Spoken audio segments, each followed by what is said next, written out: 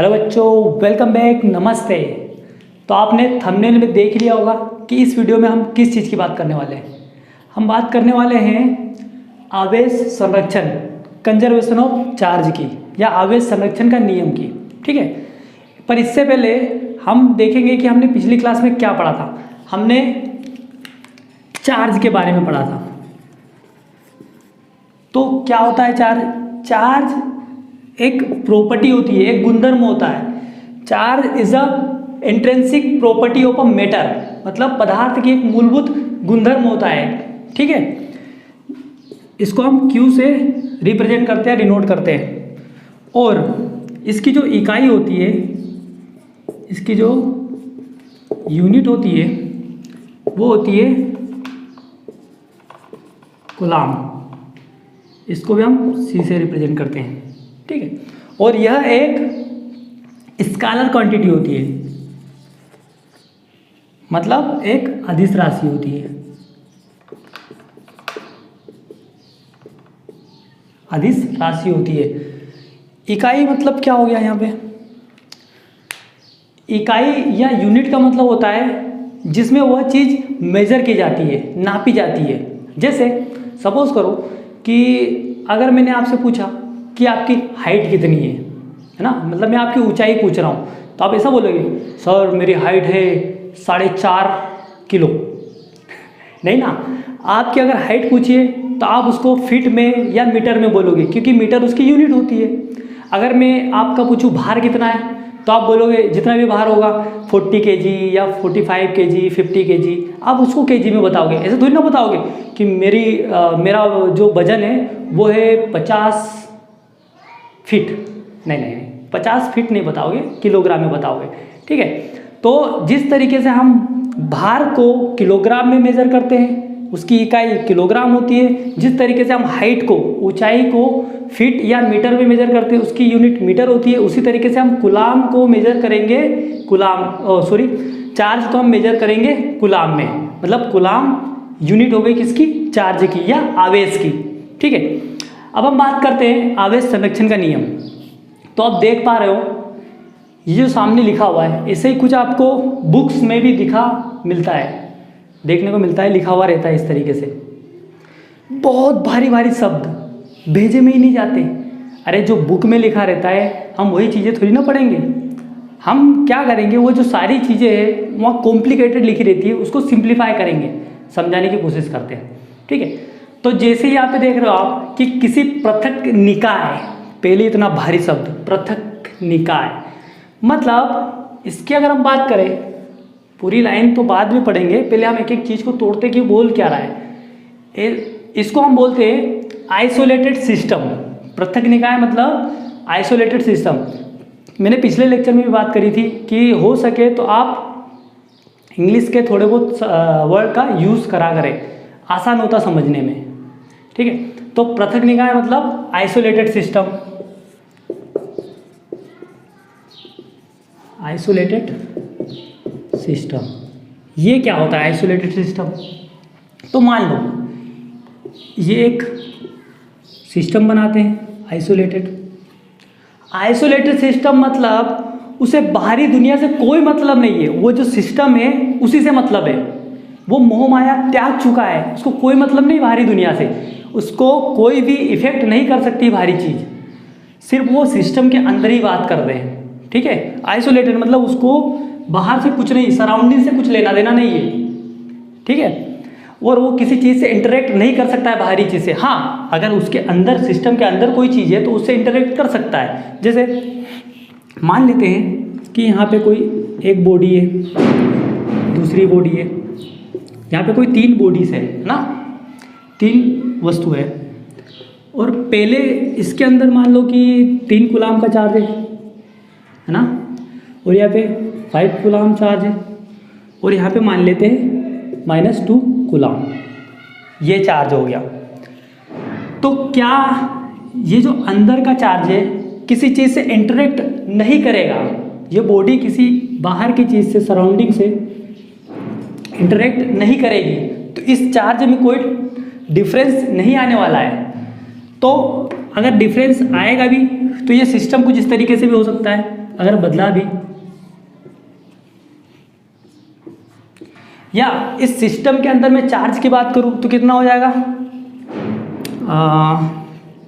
6 हो जाएगा, है ना। मतलब ये टोटल इसके अंदर जो चार्ज है वो कितना है, 6 कूलम, ठीक है।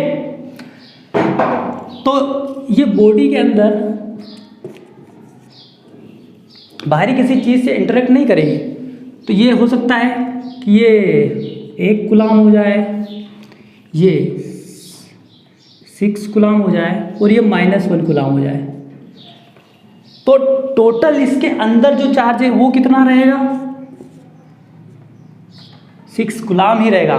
मतलब किसी भी कंडीशन के अंदर, इसके अंदर, मतलब किसी आइसोलेटेड सिस्टम के अंदर, किसी पृथक निकाय के अंदर जो चार्ज है वो हमेशा कांस्टेंट ही रहेगा, वो चेंज नहीं होगा। तो ये हो गया पृथक निकाय। ऐसा निकाय जिसको बाहर से, सराउंडिंग से कोई लेना देना नहीं है, वो हो गया पृथक निकाय में। पृथक निकाय में न तो आवेश उत्पन्न किया जा सकता है, नहीं नष्ट किया जा सकता है, परंतु स्थानांतरित किया जा सकता है। मतलब इसमें ना ही आवेश उत्पन्न हो रहा है, बढ़ रहा है क्या, नहीं बढ़ रहा है, ना ही नष्ट किया जा सकता है, कम हो रहा है क्या, नहीं कम हो रहा है। पर ये आपस में ये बॉडी इंटरेक्ट कर सकती है, तो ये आपस में कम ज़्यादा हो सकता है। बाकी टोटल जो चार्ज होगा इस बॉडी के, इस सिस्टम के अंदर, वह रिमेन कांस्टेंट ही रहेगा। जैसा ये नीचे वाली लाइन में बोल रहा है, किसी पृथक निकाय में कुल आवेश नियत ही रहेगा, ठीक है, कांस्टेंट ही रहेगा। इसको हम इंग्लिश में बोले तो charge can neither be created nor be destroyed but can only transfer. सिर्फ इसको ट्रांसफर कर सकते हैं, मतलब कि ना ही नष्ट कर सकते हैं, ना ही उत्पन्न कर सकते हैं चार्ज को। यही हो, इसी नियम को बोलते हैं आवेश संरक्षण का नियम। ना ही उत्पन्न कर सकते हैं, ना ही नष्ट कर सकते, पर एक स्थान से दूसरे स्थान तक स्थानांतरित कर सकते हैं। ये हो गया आवेश संरक्षण का नियम। या हम इस तरीके से बोल सकते हैं कि किसी भी आइसोलेटेड सिस्टम में जो टोटल चार्ज होगा वो हमेशा कांस्टेंट ही रहेगा। 2 तरीके से समझ सकते हैं। तो ये समझने के लिए समझ लिया आपने, पर क्या होता है कि हमें लिखना तो बुक की लैंग्वेज में पड़ता है, तो आपको पता होना चाहिए कि कौन से वर्ड का मतलब क्या होता है, ठीक है। चलो एक और आसान तरीके से समझाता हूँ। देखो क्या होता है कि बहुत सारी चीज़ें ऐसी होती है जो हमें समझ में नहीं आती है, तो हम दूसरे का सहारा लेके समझते हैं। जैसे अगर मैं आपसे पूछूं कि भैया बताओ कि कार्य की इकाई क्या होती है, तो सर खुजाने लग जाओगे, क्या होता है। बहुत सारों को पता होगी, बहुत सारों को नहीं पता होगी। अब मैं बताता हूँ। इसका एक फंडा होता है, मतलब मैं बहुत सारी चीज़ों को दूसरे तरीक़ों से, डायरेक्ट और इनडायरेक्ट तरीक़ों से याद करवाता हूँ, उसको हम बोलते हैं निंजा टेक्निक, मेरी भाषा में निंजा टेक्निक। तो क्या होता है कि जो कार्य होता है, मतलब वर्क हम कब कर पाएंगे, हम वर्क जब कर पाएंगे जब हमारी बॉडी में एनर्जी होगी, है ना। और एनर्जी कैसे आएगी, कुछ खाने से। तो हमारे जो बुजुर्ग लोग होते हैं वो बोलते हैं कि यार तेरे में एनर्जी कमी है, तू काजू खाया कर। क्या खाया कर, काजू। मतलब काजू खाएगा तो एनर्जी आएगी तो तू वर्क करेगा। क्या खाना है आपको, काजू। मतलब कार्य की यूनिट क्या होती है, जूल होती है। समझ में आया। मतलब वर्क का जो यूनिट है वो क्या होती है, जूल। और कार्य कब करोगे, जब एनर्जी आएगी। एनर्जी किससे आएगी, काजू से।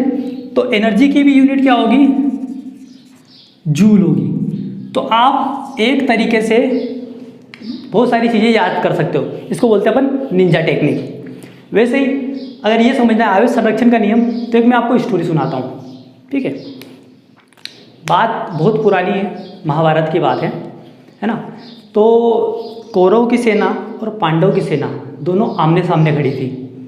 और वहाँ पे क्या होता है कि हमारे अर्जुन साहब जो होते हैं, अर्जुन, वो बोल जाते हैं, कुंतीपुत्र अर्जुन बोलते हैं कि हे मधुसूदन, कृष्ण जी को बोलते हैं कि मैं युद्ध नहीं कर सकता, मैं कैसे युद्ध कर सकता हूँ। तो कृष्ण जी बोलते क्यों नहीं युद्ध करेगा। बोलेंगे कि भाई साहब जो सामने मेरे खड़े हैं, मैं जिनसे युद्ध कर रहा हूँ, वो मेरे अपने ही हैं, मेरे भाई बंधु है, मेरे काका, मेरे चाचा, मेरे मामा, मेरे गुरु, मेरे पितामह, ये सब है। तो मैं इनके सामने हथियार कैसे उठा सकता हूँ? तो कृष्ण जी बहुत ही अच्छी बात बोलते हैं, ये शायद गीता के 2वें अध्याय में ही मिल जाएगा कि तुम हथियार उठा रहे हो पर तुम उनकी हत्या थोड़ी ना कर रहे हो। तो बोलते हैं, अर्जुन बोलता है फिर कृष्ण जी को कि अरे यार काय मामू बना रहा है मेरे को, मतलब हथियार उठा रहा हूँ, वेपन मेरे हाथ में है, मैं इनको किल करूँगा, और बोले कि तुम हत्या नहीं कर रहे हो, ये कौन सी बात हुई? तो कृष्ण जी बोलते हैं कि तुम उनकी कहाँ हत्या कर रहे हो, तुम जिसे मार रहे हो वो तो शरीर है। फिर अर्जुन, शरीर है मतलब? पहले क्या आत्मा का कॉन्सेप्ट नहीं था, कृष्ण जी ने बताया कि आत्मा क्या होती है। तो कृष्ण जी बोलते हैं कि आत्मा तो अजन्मी है, अविनाशी है ना उसको उत्पन्न किया जा सकता है, ना नष्ट किया जा सकता है। वो तो क्या है कि आज जिस एक शरीर में, वो कल उस शरीर को छोड़ के दूसरे शरीर में प्रवेश कर जाएगी। आत्मा थोड़ी ना बढ़ती है। आप जिसको मार रहे हो वो तो शरीर है, तो आप युद्ध करो, हथियार उठाओ। तो इसी तरीके से चार्ज को हम समझेंगे तो चार्ज को ना ही उत्पन्न, जिस तरीके से आत्मा ना उत्पन्न होती है ना नष्ट होती है, अजर अमर अविनाशी है ना, उसी तरीके से आप चार्ज को समझो कि चार्ज को ना ही उत्पन्न किया जा सकता है ना ही नष्ट किया जा सकता है, इसको एक बॉडी से दूसरी बॉडी में ट्रांसफ़र किया जा सकता है, समझे? तो आप बोलोगे कि सर चार्ज तो आत्मा होती है। अबे ऐसा नहीं करना है, मतलब एग्ज़ाम में लिख के आ गए कि चार्ज का मतलब आत्मा, हमको तो सर ने बताया है, ऐसा नहीं होता है। आप इसको कोरिलेट कर सकते हो, समझ सकते हो कि क्या चीज़ है ना। मतलब अगर आपको याद नहीं आएगा तो हो सकता है कि कृष्ण जी याद आ जाए। अरे जब कोई चीज़ याद नहीं आती है एग्ज़ाम के अंदर तो भगवान तो पहले याद आते हैं, और जैसे ही भगवान याद आएंगे तो आपको स्टोरी याद आएगी, और स्टोरी याद आएगी तो आपको आवेश संरक्षण का नियम भी याद आ जाएगा कि आत्मा को न उत्पन्न किया जा सकता है नहीं नष्ट किया जा सकता है, वो तो एक शरीर से दूसरे शरीर में प्रवेश करती रहती है। उसी तरीके से charge can neither be created NOR be destroyed but it can only transfer, मतलब एक स्थान से दूसरे स्थान इसको ट्रांसफ़र किया जा सकता है, ना ही उत्पन्न किया जा सकता है ना ही नष्ट किया जा सकता है। यही क्या होता है आवेश संरक्षण का नियम, इसे ही हम बोलते हैं आवेश संरक्षण का नियम। तो और इस तरीके से कि आइसोलेटेड सिस्टम में जो टोटल चार्ज होगा वो रिमेन कांस्टेंट रहेगा हमेशा, ठीक है। तो ये हो गया आवेश संरक्षण का नियम। आशा करता हूँ कि आपको सब कुछ बड़े अच्छे से समझ में आएगा, मज़ा आया होगा। तो इस तरीके से पढ़ा करिए, थोड़े इन्जॉय करके। Thank you for listening, goodbye, जय हिंद।